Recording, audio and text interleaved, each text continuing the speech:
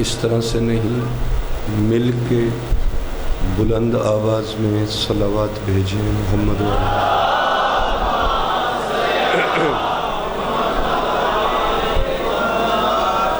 جن جن قلوب میں مودت سیدہ کائنات مجزن ہے وہ بلند آواز میں صلوات بھیجیں۔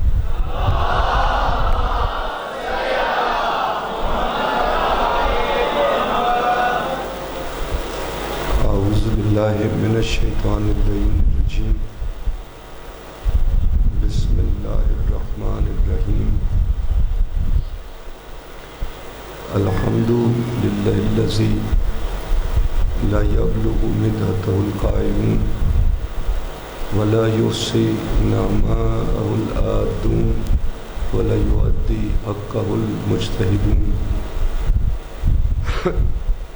الذي ليس لصفته حد محدود ولا نعت موجود ولا أجل ممدود ولا وقت معدود الذي ارسل رسوله بالهدى ودين الحق ليظهره على الدين كله ولو كره المشركون۔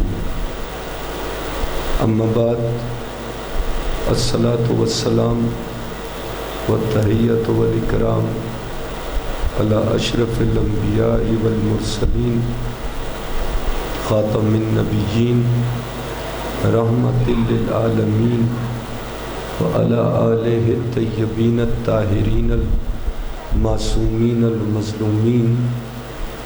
قال اللہ تعالی فی کلامہ المجید انما یرید اللہ لیذہب عنکم الرجس اہل البیت ویطہرکم تطہیرا۔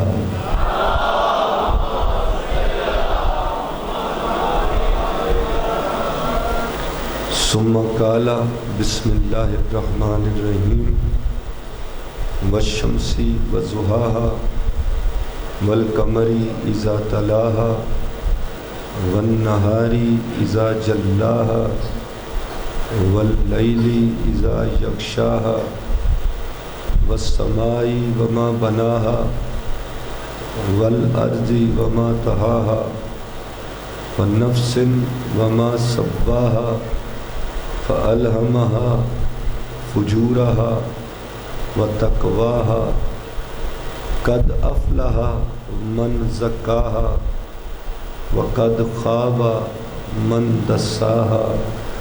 صدق اللہ العلی العظیم۔ صلوات بھیجیں۔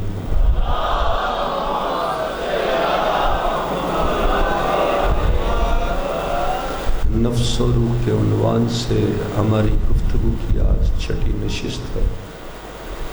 سورہ شمس کی پہلی 10 آیات تلاوت سرنامہ کلام کے طور پر شرف حاصل ہوتا ہے۔ اس میں اللہ رب العزت فرماتا ہے والشمس وضحاها، سورج کی اور اس کے چمکنے کی قسم، چاند کی قسم جب وہ اس کے پیچھے پیچھے چلے، دن کی قسم جب وہ اسے روشن کرے، رات کی قسم جب وہ اسے ڈھانپ دے، آسمان کی قسم جو کچھ بنا رکھا ہے اس کی قسم، زمین کی قسم جو ہموار کیا اس کی قسم، نفس کی قسم جس نے اسے درست کیا اس کی قسم۔ بس اس نے الہام کیا نفسوں کو کہ گناہ کیا ہیں، پرہیزگاری کیا ہے۔ قد افلح من زکاہا، یقیناً وہی کامیاب ہوا جس نے نفس کو پاکیزہ رکھا۔ وقد خاب من دساہا، نامراد ہوا وہ جس نے نفس کو برباد کیا۔ ہم نے اپنی پہلی نشست میں من عرف نفسہ فقد عرف ربہ سے آغاز کیا تھا کہ جس نے اپنے نفس کو پہچانا اس نے اپنے رب کو پہچانا، تو ہم نے یہ طے کیا تھا کہ ہمیں پہچان یعنی معرفت کے مقام تک پہنچنے کے لیے کچھ زینے درکار ہیں، اور جب پہچان کے مقام کو سمجھا تو پھر معرفت کے اس مقام کو سمجھنے کے بعد کچھ اگلی منزلیں بھی ہمیں یہاں پر طے کرنی ہوں گی۔ تو جب ہم نے پہچان کو دیکھا کہ پہچان کسے کہتے ہیں، معرفت کسے کہتے ہیں، عرفہ یعرفو کا فعل ہے، المعرفت والعرفان ہے۔ یہ عرفان کیا ہے، یہ معرفت کیا ہے؟ جب ہم نے اس کو دیکھا، اس کو سمجھنے کی کوشش کی، تو جو پہلی بات سامنے آئی وہ یہ کہ تمہیں اللہ نے جو قواعد خصوصیہ عطا کیے ہیں، جن میں تفکر، تدبر، تذکر، شعور، وجدان، عقل، رویت، بصارت، بصیرت، تصور، رؤیا، یعنی علم سے معلوم تک پہنچنا،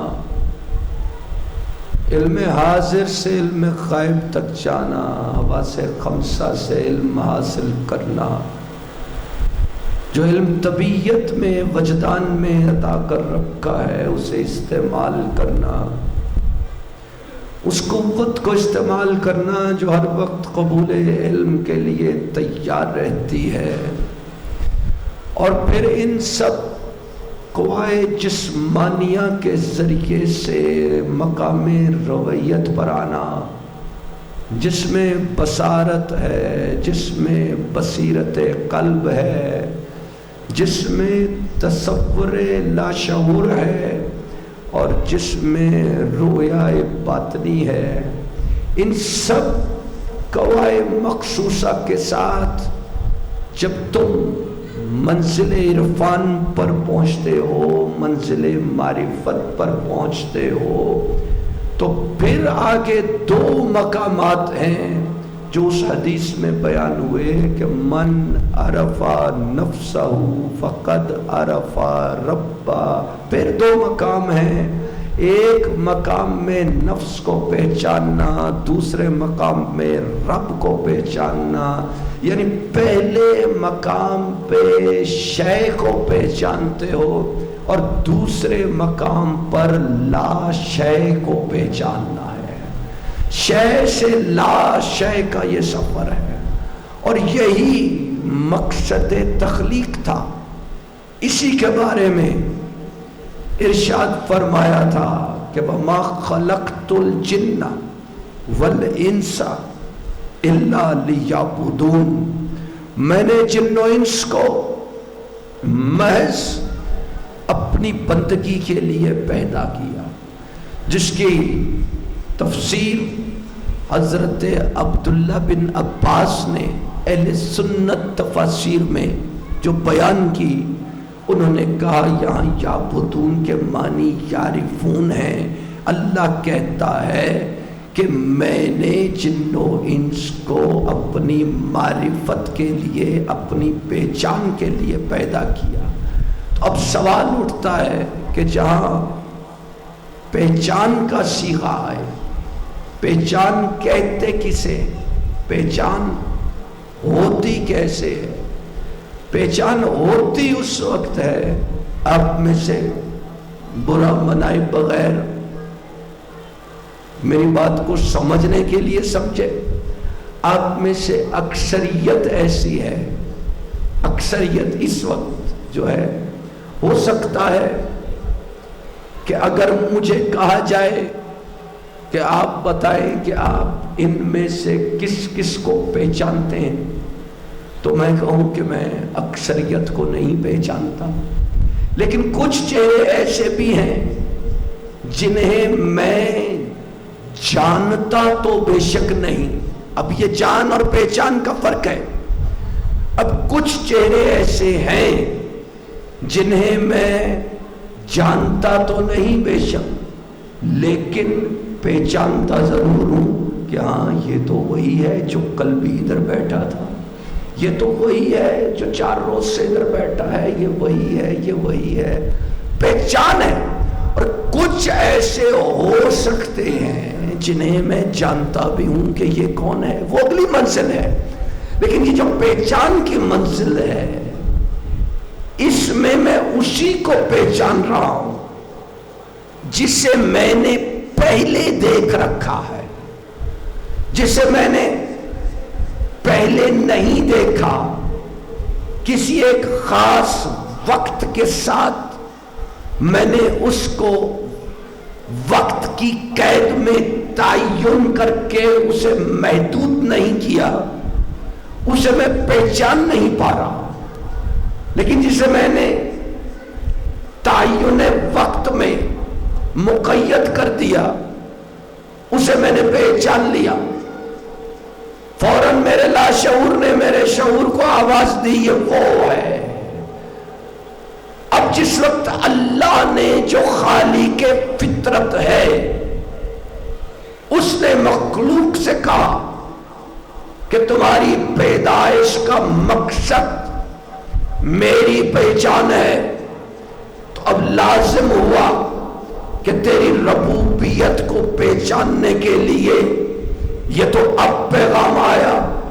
اس پیغام سے آنے سے پہلے بھی تجھ سے کوئی ملاقات موجود ہو تو اس مقام پر کہا 7ویں سورہ میں، وَإِذْ أَخَذَ رَبُّكَ مِن بَنِي آدَمَ مِن ظُهُورِهِمْ وَذُرِّيَّتَهُمْ وَأَشْهَدَهُمْ عَلَىٰ أَنفُسِهِمْ أَلَسْتُ بِرَبِّكُمْ قَالُوا بَلَىٰ شَهِدْنَا أَن تَقُولُوا يَوْمَ الْقِيَامَةِ إِنَّا كُنَّا عَنْ هَٰذَا غَافِلِينَ. میرے حبیب یاد کر جب تیرے رب نے اخذ ربک من بنی آدم، کل بنی آدم کی پشت در پشت ذریت کو نکالا، وَأَشْهَدَهُمْ عَلَىٰ أَنفُسِهِمْ، اور پھر انہیں خود ان کے نفسوں پر گواہ کیا.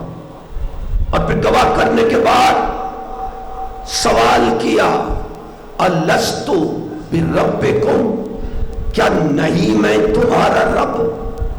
قالوا بلا، تو سب نے کہا، کل بنی آدم نے کہا ہاں تو ہمارا رب ہے. شہدنا، ہم گواہ ہیں. تو کہا ان تقولوا یوم القیامت انا کننا عن ھذا غافلین. اب ایسا نہ ہو کہ روز قیامت تم یہ کہو کہ ہمیں تیری ربوبیت کی خبر دنیا میں کسی نے دی نہیں تھی.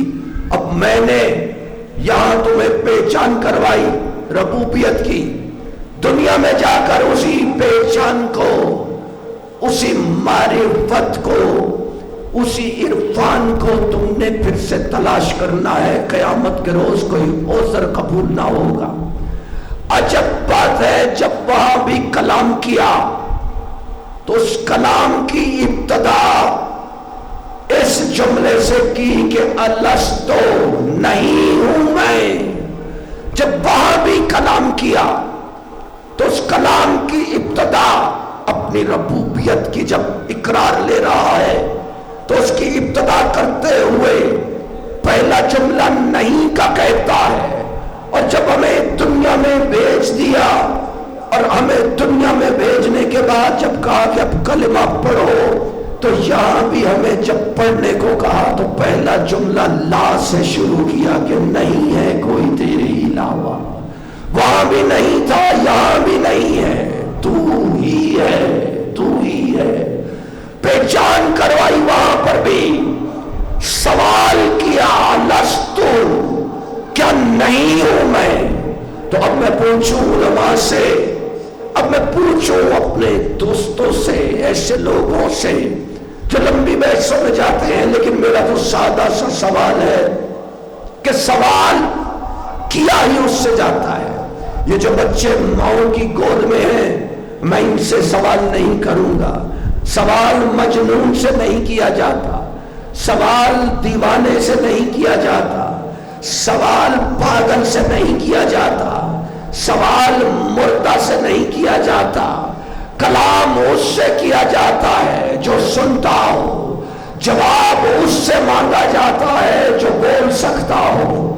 سوال اس سے کیا جاتا ہے جو عقل و شعور رکھتا ہو. اس نے اپنی ربوبیت پر گواہی لینے سے پہلے سب کچھ نفسوں کو دے کر پھر ان سے ادھر سوال کیا کہ کیا میں تمہارا رب نہیں ہوں؟ تو تب نفسوں نے پہچان کر کہا، تب انہیں پہچان ہوئی کہ ہاں تو ہمارا رب ہے. سب کچھ ادھر عطا کر کے بیچنے والا رب یہاں پر پھر جسم کے مٹی کے جسم میں بیچنے والا رب جب یہاں سے لے کر بھی جائے گا تو جس نے زمین پر آنے سے پہلے اس زندگی کو عطا کرنے سے پہلے ہمیں سب کچھ دے رکھا تھا، تو اس زندگی کے چھن جانے کے بعد وہ ہم سے سب کچھ چھین نہیں لے گا.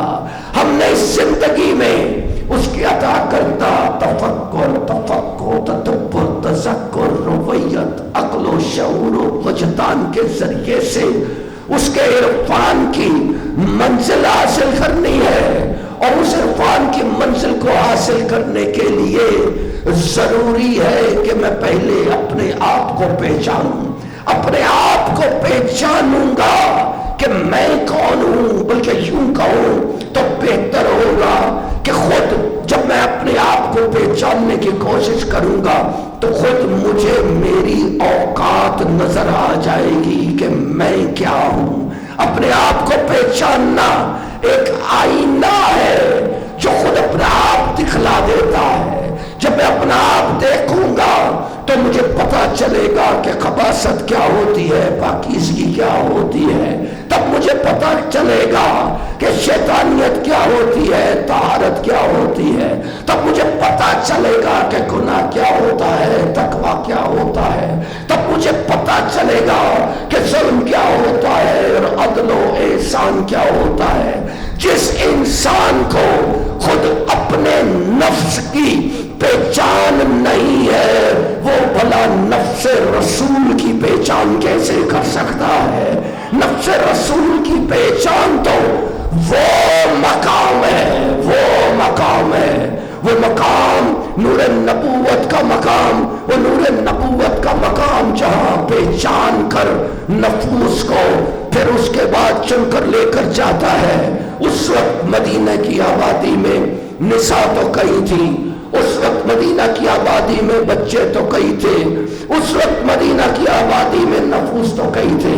لیکن جب مباہلے کے میدان میں جا رہے ہیں تو نفسوں کو پہچان کر لے کر جا رہے ہیں. یہ منزل نبوت ہے جو اپنی پہچان سے آگے بڑھ کر 1.25 لاکھ نفوس کی پہچان پر پہنچ چکی ہے. 1.25 لاکھ نفوس سامنے کھڑے ہیں اور 1.25 لاکھ نفوس میں سے نور نبوت پہچان کر ایک نفس کو پالانوں کے منبر کے اوپر بلا کر کہتا ہے کہ آپ ذہن میں رکھنا اے 1.25 لاکھ نفسوں کہ من کنتو مولا ہو فہذا علی مولا. اب پہچاننا ہوگا یہ نفس رسول کی منزل ہے، یہ نفس رسول کا مقام ہے. لیکن پہچانیں گے کون؟ جو خود اپنے آپ کو پہچان چکے ہوں گے، جو اپنے آپ کو پہچان لے گا، جو اپنے نفس کا تزکیہ کر لے گا. یا دوسرے لفظوں میں جو اپنی اوقات دیکھ چکا ہوگا وہ عشق کے اس سمندر میں غوطہ زن ہو جاتا ہے کہ پھر سلمان فارسی در بطول پر اپنی داڑھی سے جھاڑو دے رہا ہوتا ہے. پھر بلال حبشی رسول کا پھینکا ہوا تھوک اپنے ہاتھوں میں لے کر اپنے چہرے پر مل رہا ہوتا ہے. جسے اپنی اوقات سمجھ آ گئی ہو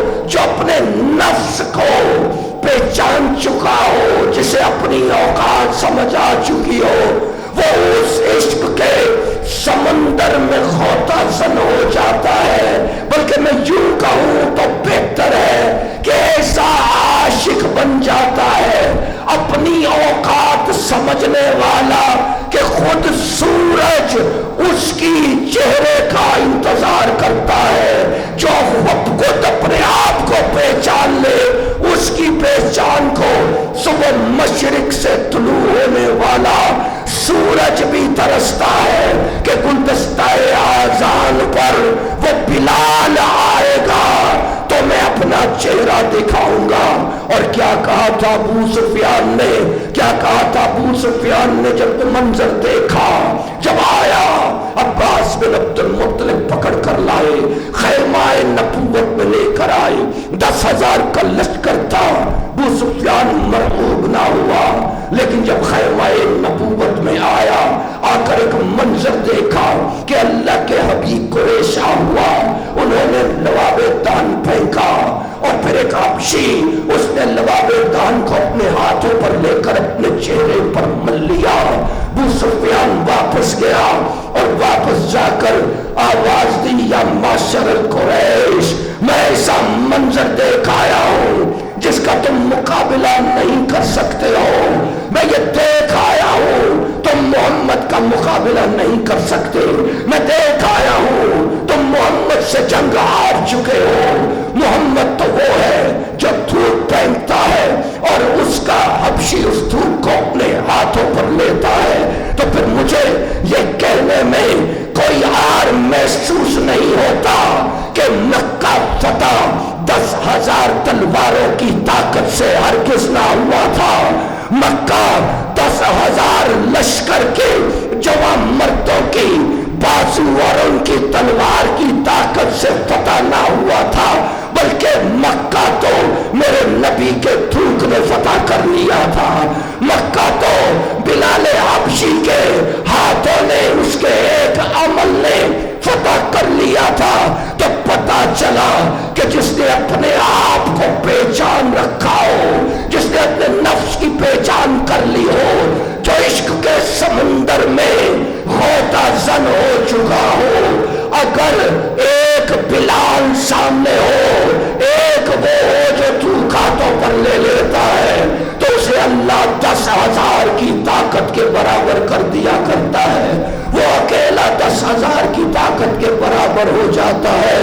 और नफूस इंसानी जो तलाश में अपने इश्क में तैर रहे हो, मैं सिर्फ इतना कहूंगा, आज की इस मजलिस ताहिरा के वसत से मैं सिर्फ इतना पैगाम देना चाहूंगा कि आज मुझे मालूम है कि उम्मत के सारे फिरके, मुझे मालूम है मुसलमानों के सारे फिरके, हर कोई कहता है कि ये दौर दौरे ज़हूर है, हर कोई यही कहता है ये दौर दौरे ज़हूर है।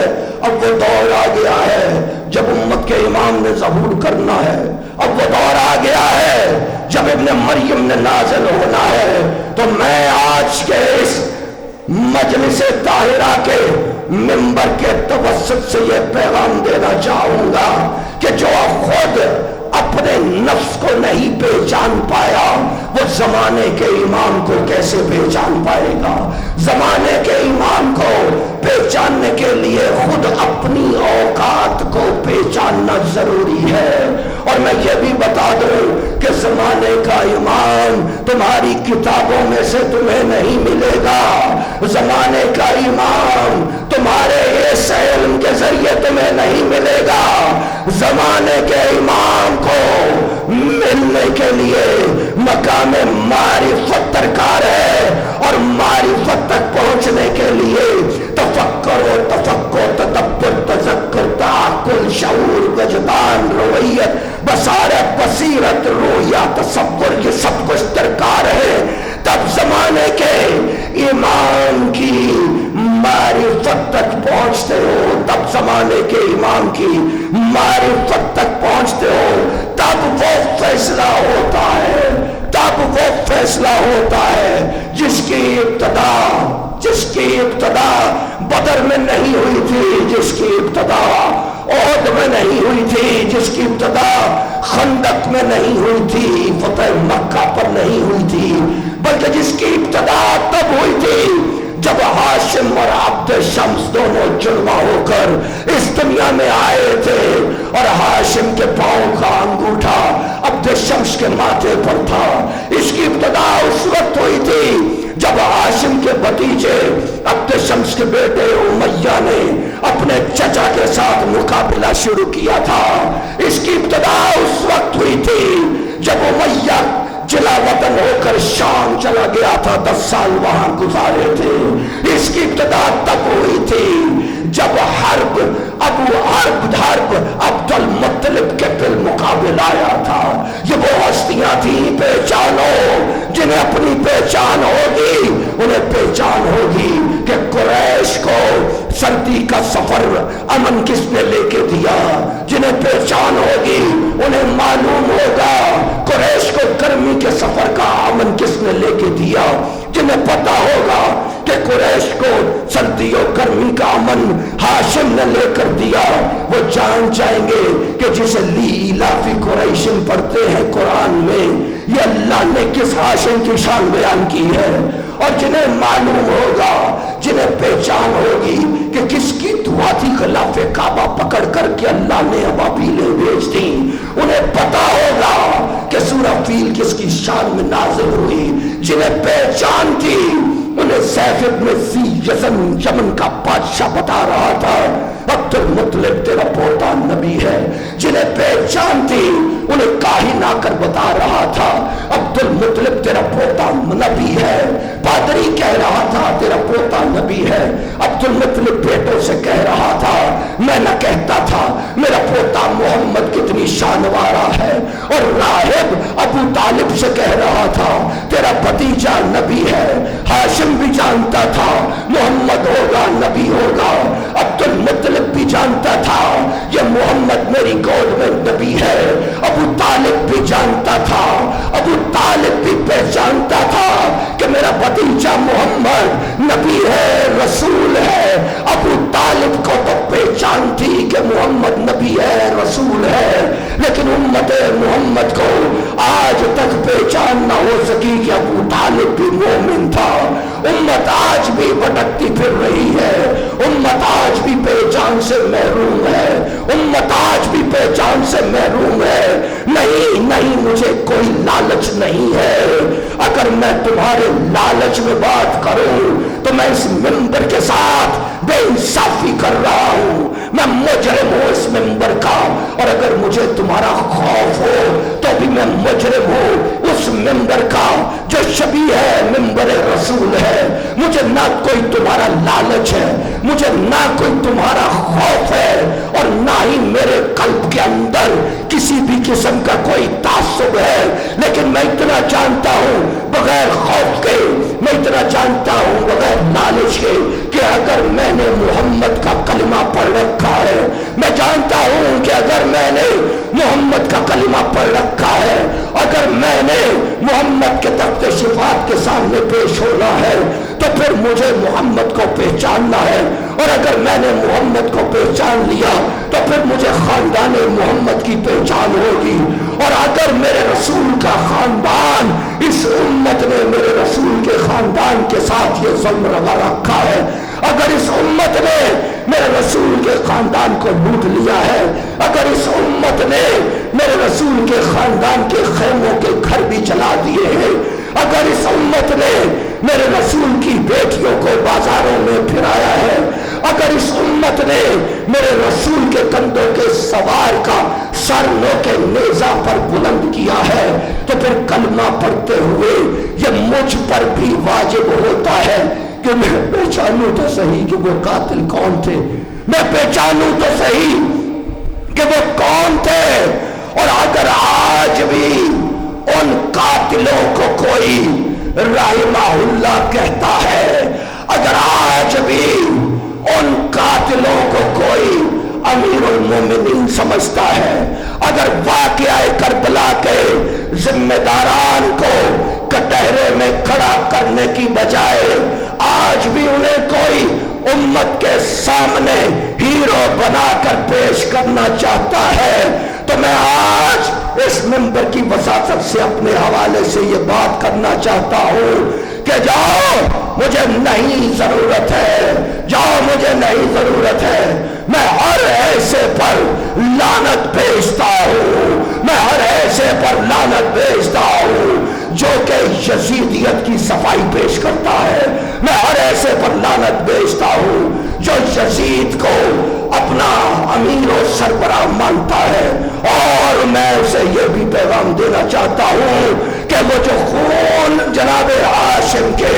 پاؤں کے انگوٹھے سے بہنا شروع ہوا تھا، جب تک اس دنیا میں ہاشم کی اولاد کا کوئی ایک فرد بھی زندہ اور موجود ہے، یہ خون کبھی رکے گا نہیں۔ اولاد ہاشم آج بھی اس دنیا میں موجود ہے، اولاد ہاشم کے سینوں میں پہچان کی آگ بھڑک رہی ہے، اولاد ہاشم آج اپنے مسیحا کے انتظار میں ہے، اولاد ہاشم آج اپنے امام کے حکم کے منتظر ہے، اولاد ہاشم اس دن کے انتظار میں ہے جب اشرقت الارض بنور ربها، جب زمین اپنے رب کے نور سے چمک جائے گی۔ ہاں اولاد ہاشم اگر رکی ہوئی ہے، اگر رکی ہوئی ہے، اولاد ہاشم اگر رکی ہوئی ہے تو اپنے امام کے حکم پر رکی ہوئی ہے۔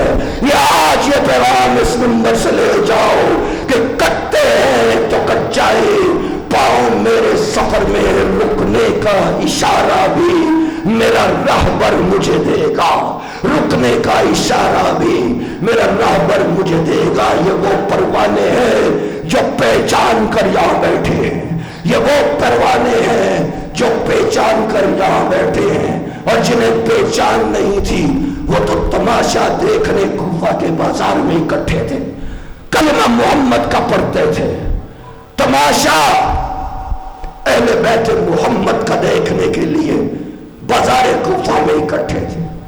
آگے آگے شہداء کے سر تھے، پیچھے پیچھے خاک شفا کے برقعے اوڑھ کر بیبیاں چلی آ رہی تھی۔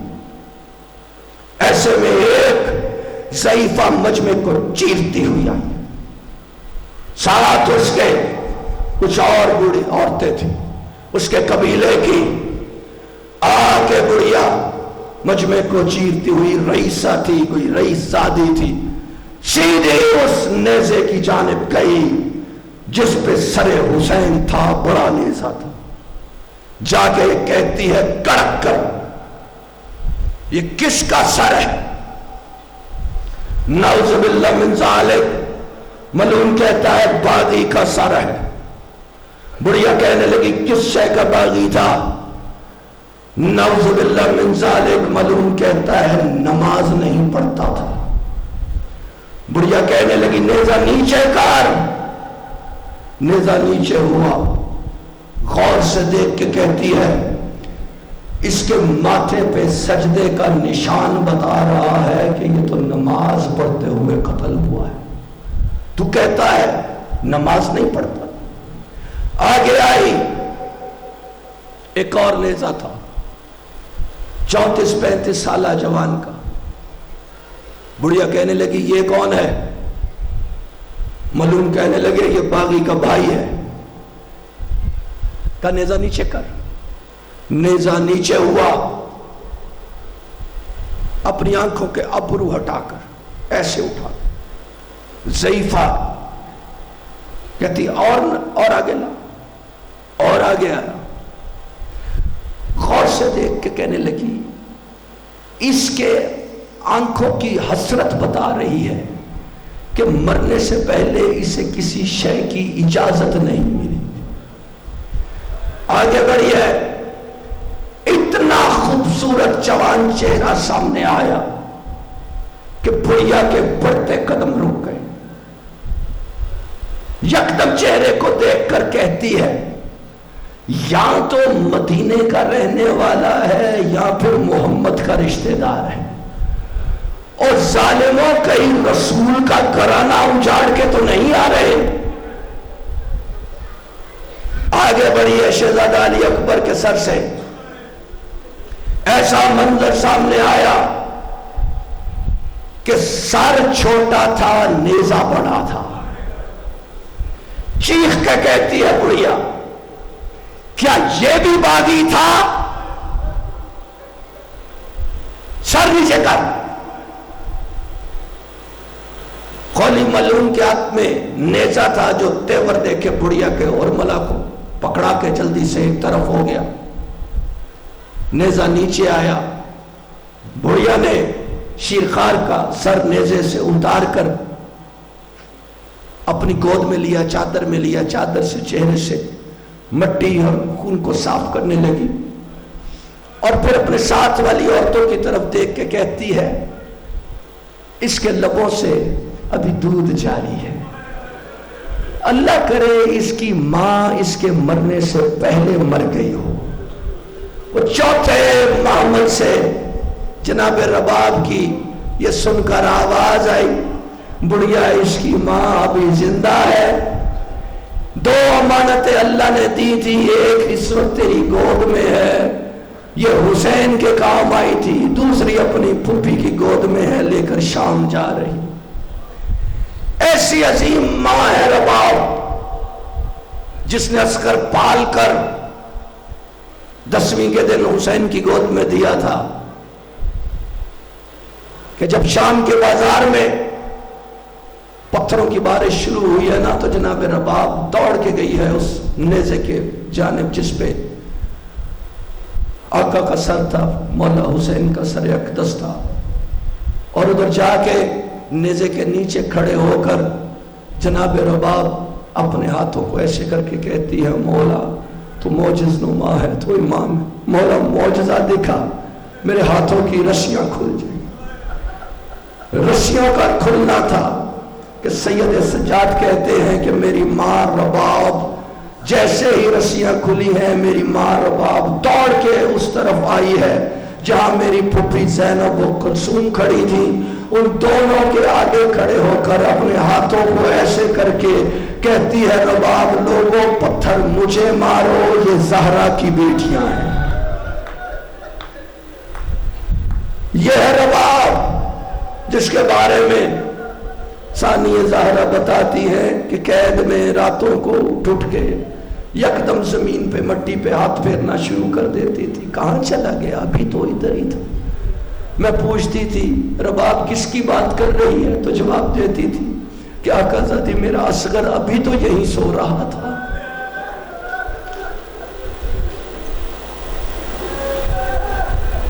قسم کھا لی، وعدہ کر لیا، جب دیکھا کہ فرزند رسول کی لاش دھوپ میں پڑی ہے، کہ ساری زندگی نہ کبھی چھاؤں میں بیٹھوں گی نہ ٹھنڈا پانی پیوں گی۔ یہ ہے اصغر کی ماں۔ اور جس وقت جناب مختار نے اور ملا کا سر بھیجا ہے سید سجاد کی بارگاہ میں، اور ساتھ ایک خط بھیجا کہ مولا مجھے پتہ چلا ہے کہ اصغر کی ماں چھاؤں میں نہیں بیٹھتی، ٹھنڈا پانی نہیں پیتی، اصغر کی ماں کو مبارکباد دیں اور اس غلام کی درخواست پیش کریں کہ اب چھاؤں میں بیٹھ جا، ٹھنڈا پانی پی لے۔ مولا سجاد آئے، آ کے کہا ماں مبارک ہو، تیرے اصغر کا قاتل مارا گیا۔ کہا سجاد کہ اس سے اصغر واپس آ جائے۔ کہا ماں میں نے قاسم سے وعدہ کیا ہے کہ تو اب چھاؤں میں بیٹھے گی۔ کہا سجاد مجھ سے نہیں بیٹھا جاتا، میرا رہا کچھ نہیں۔ کہا ماں میرا کیا رہ گیا ہے، میرا بھی تو سارا گھر اجڑ گیا ہے۔ کہا سجاد تیرا بہت کچھ ہے، تیرا واقر بھی ہے۔ سجاد میری طرف دیکھ، میرا حسین مولا بھی نہیں رہا، میرا صدر بھی نہیں رہا، میری سکینہ بھی نہیں رہی، میرا اس دنیا میں رہ کیا گیا ہے۔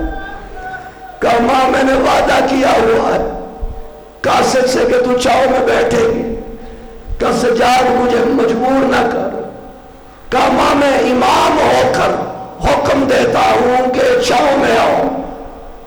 اور پھر آواز دی پھوپھی اماں میری مدد کرو کہ میں ماں رباب کو چھاؤں میں بٹھاؤں۔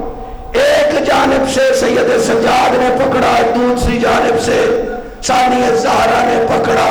جیسے ہی دونوں نے پکڑا ہے، پکڑ کے اٹھانا چاہا ہے جناب رباب کو ایک طرف، کربلا کی طرف منہ کر کے رباب کہتی ہے آواز دے کر حسین مولا میری زندگی ختم ہو جائے انشاءاللہ میرا وعدہ نہ ٹوٹے. بس یہ کہنا تھا. اس طرف ادھر سجاد نے اٹھایا ہے سید سجاد نے، اور ادھر اٹھاتے اٹھاتے آواز دی ہے پھوپھی اماں رہنے دو پڑھ لو انا للہ و انا الیہ راجعون. پھوپھی میری ماں رباب پہ ادھر چلی گئی جدھر اصغر اور سکینہ چلے گئے، جدھر بابا حسین چلے گئے. پھوپھی کفن کی تیاری کرو، غسل کی تیاری کرو، جنازے کی تیاری کرو. تھوڑی دیر کے بعد جناب ثانیہ زہرا آئی اور آ کے کہتی ہیں کہ سجاد تو وقت کا امام ہے، ایک مسئلہ تیری امامت میں پیش کر رہی ہوں. جس وقت قید میں تھے نا ہم، تو رباب کے کرتے سے پوٹلی بندھی ہوتی تھی.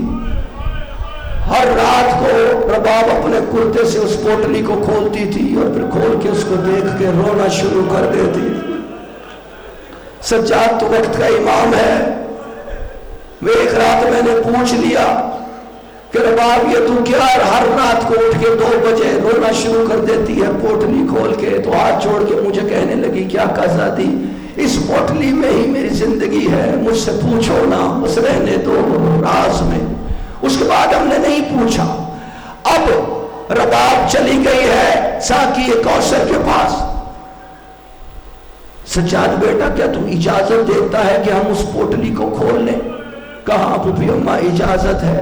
اب جو ثانیہ زہرا نے پوٹلی کو کھولا تو کیا دیکھا کہ پوٹلی میں اصغر کے جلے ہوئے جھولے کی 3 لکڑیاں اور سغرا کے ہاتھوں سے سلا ہوا ایک چھوٹا سا کرتا تھا، سنبھال کے رکھا تھا. ان ماں بہنوں سے پوچھو کہ 5 مہینے کچھ دن کا بچہ ہو، سخت گرمی کا موسم ہو، کتنا پانی پی لے گا اگر پیاس لگے گی؟ کوئی 2-4 جگ پانی کے پی جائے گا تو یہ میری مائیں بہنیں کہیں گی کہ نہیں، زیادہ سے زیادہ 2 چمچ 3 چمچ پانی کے پی لیں. اصغر کے سامنے دریا بہتا رہا ہے لیکن کسی نے شہزادے کو 2 گھونٹ پانی نہیں پلایا ہے. تڑپتا رہا ہے شہزادہ. جس وقت مولا نے استغاثہ بلند کیا، حل من ناصر ینصرنا حل من ذاب یذب عن حرم رسول اللہ، ہے کوئی جو مدد کو آئے، ہے کوئی جو ان کو حرم رسول سے دور رکھے؟ خیموں سے رونے کی آواز آئی. حسین آئے خیموں کی جانب، آواز دے کے کہا ہے بہن زینب ابھی تو میں موجود ہوں، میرے جیتے جی کیوں رو رہی ہو؟ کہا بھیا جب سے آپ نے استغاثہ بلند کیا ہے اصغر نے ہمک کے خود کو جھولے سے گرا لیا ہے، جیسے کہتا ہو کہ بابا ابھی میں موجود ہوں، ابھی میں حاضر ہوں. بھیا حسین اگر ہو سکے تو اصغر کے لیے کہیں سے 2 گھونٹ پانی لا دو. کہا لاؤ بہن اصغر کو میری گود میں دو. شہزادے کو گود میں لیا ہے، باہر کی طرف چلنے لگے. رباب سامنے آ کے کہتی ہے مولا اصغر کو میرے چند لمحوں کے لیے دے. کہا رباب کیا بات ہے، دل گھبرا گیا؟ کہا نہیں مولا چند لمحوں کو کہہ کر رباب جو خیمے میں گئی ہے واپس آئی ہے، اور واپس آئی ہے تو شہزادے کا حلیہ ہی بدل چکا تھا. بالوں میں تیل لگا کر کنگھی کی ہے شہزادے کی، کرتے کی آستینوں کو اوپر کیا ہے اور ایک چھوٹے سے رومال سے اصغر کی کمر کو باندھا ہے جیسے کوئی سپاہی جا رہا. اس حالت میں حسین کی گود میں دیتے ہوئے جناب رباب نے کہا اصغر ابھی تو اپنے بابا حسین کی گود میں جا رہا ہے، ہو سکتا ہے کہ کچھ دیر کے بعد تو اپنی دادی زہرا کی گود میں پہنچ جائے. اصغر میرے لال اگر دادی نے پوچھ لیا کہ ماں نے منہ دھلا کر کیوں نہیں بھیجا تو ماں کی شکایت نہیں کرنی، کہہ دینا کہ ماں کو پانی نہیں ملا، جتنے آنسو ماں کے گرے اتنا منہ میرا دھل گیا. اور اصغر میرے لال تیرے دادا حیدر کرار ساقی کوثر ہیں، وہ تجھے کوثر کا جام پیش کریں گے. اصغر ماں کی نصیحت یاد رکھنی ہے. دادا سے کہہ دینا کہ دادا ابھی میرے بابا حسین پیاسے ہیں، دادا ابھی میری بہن سکینہ پیاسی ہے، دادا ابھی میں پانی نہیں پی سکتا. جا اصغر اللہ کے حوالے، دیکھو حسین کو غزل نہ پہنچے. یوں چلے ہیں امام دونوں فوجوں کے درمیان. ادھر فوج کہاں رہی تھی، اکیلا حسین تھا، سامنے فوج تھی. چند قدم چلے ہوں گے، پیچھے سے آہٹ آئی، رک گئے، پیچھے مڑ کے دیکھا تو کیا دیکھا کہ معصومہ شہزادی سکینہ بھاگتی چلی آ رہی ہے. آ کے کہتی ہے بابا میرے اصغر کا جسم بڑا نازک ہے، دھوپ بڑی شدید ہے، بابا ایک مرتبہ اصغر کے چہرے پر کپڑا تو ڈال دو. اصغر کے چہرے پر کپڑا ڈالنے کے بعد شہزادی واپس آئی ہے حسین کے کہنے کے مطابق اور آ کے شہزادے کے اصغر کے جھولے کو صاف کرنا شروع کر دیا ہے. بچے ارد گرد اکٹھے ہو گئے، دیکھنے لگے بڑے شوق سے کہ سکینہ کیا کر رہی ہے. تو بچوں کو دیکھ کر کہتی ہے دیکھو بچوں میرا بھائی اصغر 3 دن سے سویا نہیں ہے، ابھی بابا لے کر گئے ہیں، میرے بھائی کو پانی پلائیں گے اور پانی پلا کر جب واپس لائیں گے تو اصغر اس جھولے میں سوئے گا. خبردار تم میں سے کوئی خیمے میں نہ آئے اصغر کے. بچے کہتے ہیں ہم ہرگز نہیں آئیں گے خیمے میں جب اصغر آ جائے گا جھولے میں. اب انتظار ہو رہا ہے. اور پھر مولا پہنچے فوجی اشقیاء کے سامنے اور مولا نے خطبہ ارشاد فرمایا لیکن کسی پر کچھ اثر نہ ہوا. پھر مولا نے بتایا کہ تمہاری جنگ مجھ حسین سے ہے، جنگ لڑنی ہے تو مجھ سے لڑو، لیکن اس بچے سے تو تمہاری جنگ نہیں ہے.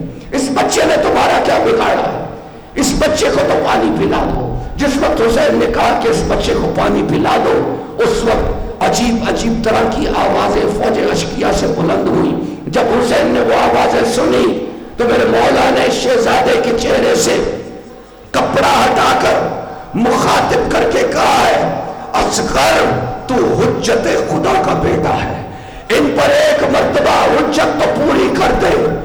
اب شہزادے نے فوج اشقیاء کی جانب اپنے چہرے کو موڑ کر اپنے خشک لبوں پر جس وقت زبان پھیری ہے تو یہاں تاریخیں لکھتی ہیں کہ فوج اشقیاء کے سپاہی بھی منہ دوسری طرف دیکھ کر منہ دوسری طرف پھیر کر رونے لگ گئے. اب جو ابن سعد نے دیکھا کہ یہاں میدان کا لشکر پورا کا پورا تبدیل ہو رہا ہے، منظر الٹ رہا ہے، یہ تو اصغر ہی شکست دے جائے گا، تو آواز دے کر کہا یا حرملہ تک کلام الحسین، حرملہ حسین کے کلام کو قطع کر دے. عرب کا معنی ہوا تیر انداز حرملہ، ماہر نشانہ باز حرملہ، جس نے اپنی کمان میں ابن سعد کے کہنے پر وہ تیر لوہے کا جوڑا جو کہ میدان جنگ میں اونٹوں اور گھوڑوں کو گرانے کے لیے استعمال ہوتا ہے. تیر کمان میں جوڑنے کے بعد حرملہ نے ایک گھٹنا زمین پر رکھا ہے، کمان کا چلا کھینچا ہے، نشانہ باندھا ہے، سارے جسم پر لرزہ طاری ہوا، تیر کمان چھوٹ گیا. پھر دوبارہ تیر کو کمان میں جوڑ کر چلا کھینچا، تیر کمان ہاتھ سے چھوٹ گئی. پاس کھڑا تھا خولی ملعون کہنے لگا حرملہ بڑا بہادر بنتا تھا، آج نشانہ بناتے ہوئے کیا ہو رہا ہے؟ کہنے لگا میری بہادری کو تانا نہ دے خولی، جس وقت میں تیر کو کمان میں جوڑ کر نشانہ باندھ کر چلا کھینچتا ہوں اس وقت حسین کے بالکل پیچھے وہ جو خیمہ ہے اس خیمے کے دروازے کا پردہ ہلنا شروع ہو جاتا ہے. مجھے یوں لگتا ہے اس بچے کی ماں اس دروازے میں کھڑی ہے، بس یہ تصور کرتے میرے ہاتھوں سے کمان چھوٹ جاتی ہے. یہ سن کر خولی ملعون کہنے لگا تو نشانہ باندھ، میں تیری آنکھوں پر ہاتھ رکھتا ہوں. بس ادھر حرملہ نے نشانہ باندھا، خولی نے حرملہ کی آنکھوں پر ہاتھ رکھا، ادھر رباب نے آواز دی ہوشیار میرے لال، حسین تک تیر نہ پہنچے. ادھر تیر کمان سے نکلا، ادھر بقیع میں زہرا کی فریاد نکل گئی रोज़ा रसूल पर लर्ज़ा तारी हो गया। जिब्राइल अमीन ने अर्श इलाही के पाए पकड़ लिए। हुसैन ने अली असगर का खून न जमीन पे गिरने दिया न आसमान पे फेंका, अपनी रीशे मुबारक पर लिया है और फिर रीशे मुबारक पर लेने के बाद एक तलवार से नन्ही सी कबर खोद कर उसको ऊपर से बराबर करके हाथ झाड़ के हुसैन खैमों की जानिब चले हैं। सकीना ने ये मंजर देखा तो शहजादी कहती है पुपी अम्मा, लगता है भाई असगर भी खत्म हो गया। कहा आकाजादी ने कि सकीना तुझे कैसे पता चला? कहा पुपी जिस वक्त बाबा गए थे तो दोनों हाथ सीने पर थे, अब बाबा वापिस आ रहे हैं तो दोनों हाथ ऐसे करके आ रहे हैं। दौड़ के गई है शहजादी और जाके कहती है बाबा मेरा भाई असगर किधर है? बाबा मेरा भाई असगर किधर है? अब जब देखा कि हुसैन खामोश है, जवाब नहीं दे रहे, तो शहजादी ने वो जुमला कहा। इतनी मासूमियत से शहजादी कहती है अच्छा बाबा सिर्फ इतना बता दो कि मेरे भाई असगर ने पानी पी लिया था, यह सुनना था। हुसैन ने रोते रोते सकीना को गोद में उठाया है, दर खैमा से दाखिल हुए हैं। सामने रबाब पर निगाह पड़ी। हुसैन रबाब को देखते कहते हैं रबाब तेरी गोद उजड़ गई। रबाब सकीना का बहलावा चला गया। मातम हुसैन कब्रे असगर पे कहती थी मादर घर चलो शाम होती है असगर। कब्रे असगर पे कहती थी मादर घर चलो शाम होती है असगर। क्यों खफा हो गए मेरे दिलबर, घर चलो शाम होते हैं असगर। दूध मैंने न तेरा बढ़ाया, घुटनियों भी तू चलने न पाया। दूध मैंने न तेरा बढ़ाया, घुटनियों भी तू चलने न पाया। आगे मौत है मेरे दिल पर, आगे मौत है मेरे दिल पर। घर चलो शाम होती है असगर। रो रो कहती थी बाली सकीना भैया पानी अकेले न पीना। रो रो कहती थी बाली सकीना अकेले न पीना।